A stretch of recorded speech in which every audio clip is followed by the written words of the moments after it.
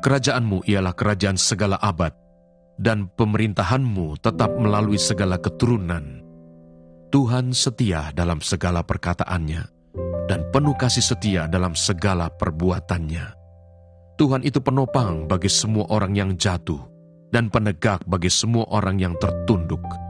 Mata sekalian orang menantikan Engkau, dan Engkau pun memberi mereka makanan pada waktunya. Engkau yang membuka tanganmu, dan yang berkenan mengenyangkan segala yang hidup. Tuhan itu adil dalam segala jalannya, dan penuh kasih setia dalam segala perbuatannya. Tuhan dekat pada setiap orang yang berseru kepadanya, pada setiap orang yang berseru kepadanya dalam kesetiaan. Ia melakukan kehendak orang-orang yang takut akan Dia, mendengarkan teriak mereka minta tolong, dan menyelamatkan mereka. Tuhan menjaga semua orang yang mengasihinya, tetapi semua orang fasik akan dibinasakannya. Mulutku mengucapkan puji-pujian kepada Tuhan, dan biarlah segala makhluk memuji namanya yang kudus untuk seterusnya dan selamanya. Wahyu pasal 13. Binatang yang keluar dari dalam laut. Lalu aku melihat seekor binatang keluar dari dalam laut, bertanduk 10 dan berkepala 7. Di atas tanduk-tanduknya terdapat 10 mahkota, dan pada kepalanya tertulis nama-nama hujat. Binatang yang kulihat itu serupa dengan macan tutul, dan kakinya seperti kaki beruang, dan mulutnya seperti mulut singa. Dan naga itu memberikan kepadanya kekuatannya dan tahtanya dan kekuasaannya yang besar. Maka tampaklah kepadaku satu dari kepala-kepalanya seperti kena luka yang membahayakan hidupnya, tetapi luka yang membahayakan hidupnya itu sembuh. Seluruh dunia heran, lalu mengikut binatang itu. Dan mereka menyembah naga itu, karena ia memberikan kekuasaan kepada binatang itu. Dan mereka menyembah binatang itu sambil berkata, "Siapakah yang sama seperti binatang ini, dan siapakah yang dapat berperang melawan dia?" Dan kepada binatang itu diberikan mulut yang penuh kesombongan dan hujat. Kepadanya diberikan juga kuasa untuk melakukannya 42 bulan lamanya. Lalu ia membuka mulutnya untuk menghujat Allah, menghujat namanya dan kemah kediamannya dan semua mereka yang diam di sorga. Dan ia diperkenankan untuk berperang melawan orang-orang kudus dan untuk mengalahkan mereka. Dan kepadanya diberikan kuasa atas setiap suku dan umat dan bahasa dan bangsa. Dan semua orang yang diam di atas bumi akan menyembahnya, yaitu setiap orang yang namanya tidak tertulis sejak dunia dijadikan di dalam kitab kehidupan dari Anak Domba yang telah disembelih.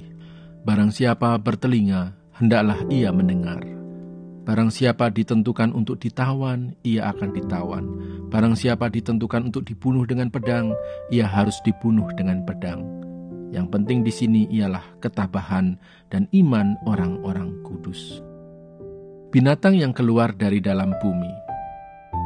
Dan aku melihat seekor binatang lain keluar dari dalam bumi dan bertanduk 2 sama seperti anak domba, dan ia berbicara seperti seekor naga. Dan seluruh kuasa binatang yang pertama itu dijalankannya di depan matanya. Ia menyebabkan seluruh bumi dan semua penghuninya menyembah binatang pertama yang luka parahnya telah sembuh. Dan ia mengadakan tanda-tanda yang dahsyat. Bahkan ia menurunkan api dari langit ke bumi di depan mata semua orang.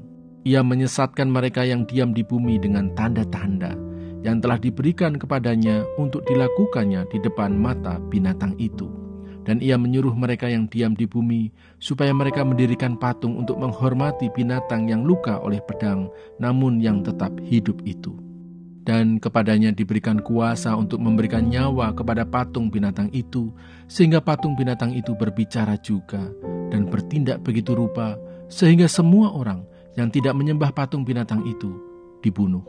Dan ia menyebabkan sehingga kepada semua orang, kecil atau besar, kaya atau miskin, merdeka atau hamba, diberi tanda pada tangan kanannya atau pada dahinya, dan tidak seorang pun yang dapat membeli atau menjual selain daripada mereka yang memakai tanda itu, yaitu nama binatang itu atau bilangan namanya. Yang penting di sini ialah hikmat. Barang siapa yang bijaksana, baiklah ia menghitung bilangan binatang itu, karena bilangan itu adalah bilangan seorang manusia, dan bilangannya ialah Inilah salinan surat yang diberikan Raja Artasasta kepada Ezra, imam dan ahli kitab itu, yang ahli dalam perkataan segala perintah dan ketetapan Tuhan bagi orang Israel. Artasasta, raja segala raja, kepada Ezra, imam dan ahli Taurat Allah semesta langit dan selanjutnya. Maka sekarang olehku telah dikeluarkan perintah bahwa setiap orang di dalam kerajaanku yang termasuk orang Israel awam, atau para imamnya, atau orang-orang Lewi, dan yang rela pergi ke Yerusalem, boleh turut pergi dengan engkau.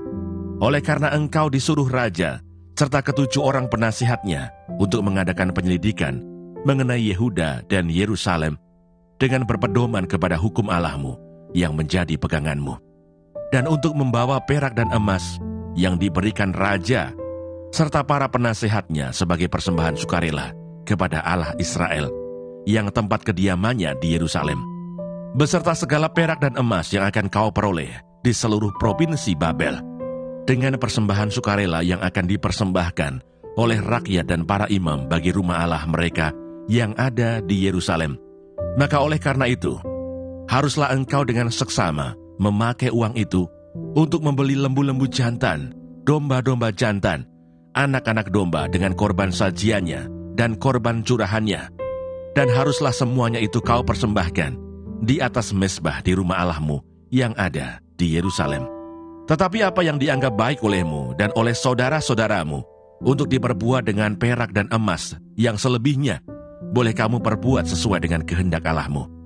Hanya perlengkapan-perlengkapan yang diserahkan kepadamu untuk ibadah di rumah Allahmu, sampaikanlah itu ke hadapan Allah di Yerusalem. Dan yang lain yang masih diperlukan untuk rumah Allahmu, yang pembayarannya menjadi tanggunganmu, itu boleh kau bayar dari perbendaharaan kerajaan. Kemudian aku, Raja Artasasta, telah mengeluarkan perintah kepada semua bendahara di daerah seberang sungai Efrat.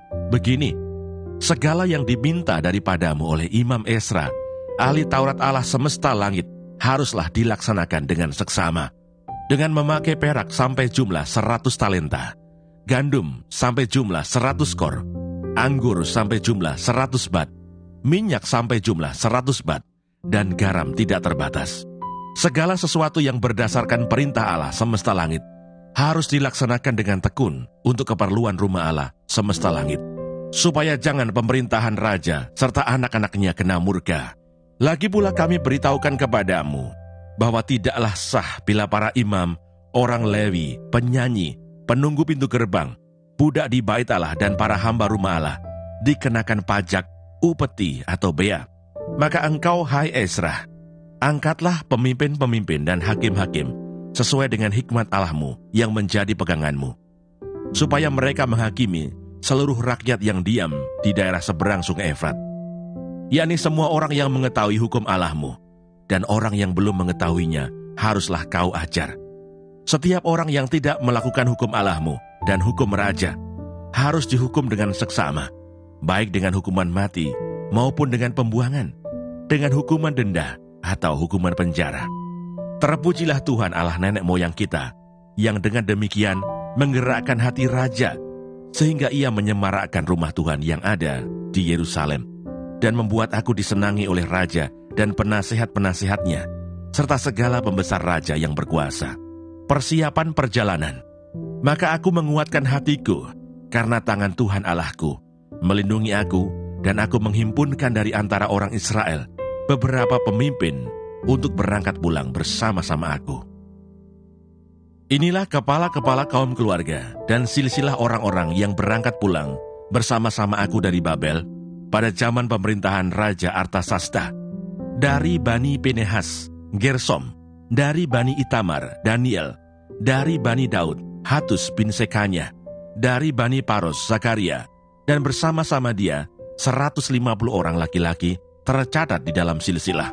Dari Bani Pahat Moab, Elioenai bin Serahia; dan bersama-sama dia 200 orang laki-laki. Dari Bani Zatu, Sekanya bin Yahasiel; dan bersama-sama dia 300 orang laki-laki. Dan dari Bani Adin, Ebed bin Yonatan; dan bersama-sama dia 50 orang laki-laki. Dari Bani Elam, Yesaya bin Atalia, dan bersama-sama dia 70 orang laki-laki. Dan dari Bani Sefaja, Sebaja bin Mikael, dan bersama-sama dia 80 orang laki-laki. Dan dari Bani Yoab, Obaja bin Yehiel, dan bersama-sama dia 218 orang laki-laki. Dan dari Bani, Selomit bin Yosifiyah, dan bersama-sama dia 160 orang laki-laki. Dan dari Bani Bebai, Zakaria bin Bebai, dan bersama-sama dia 28 orang laki-laki. Dan dari Bani Asgad, Yohanan bin Hakatan, dan bersama-sama dia 110 orang laki-laki. Dan dari Bani Adonikam yang datang kemudian, dan inilah nama mereka, Elifelet, Yehiel, dan Semaya, dan bersama-sama mereka 60 orang laki-laki. Dan dari Bani Bigwai, Utai, dan Sabut, dan bersama-sama dia 70 orang laki-laki.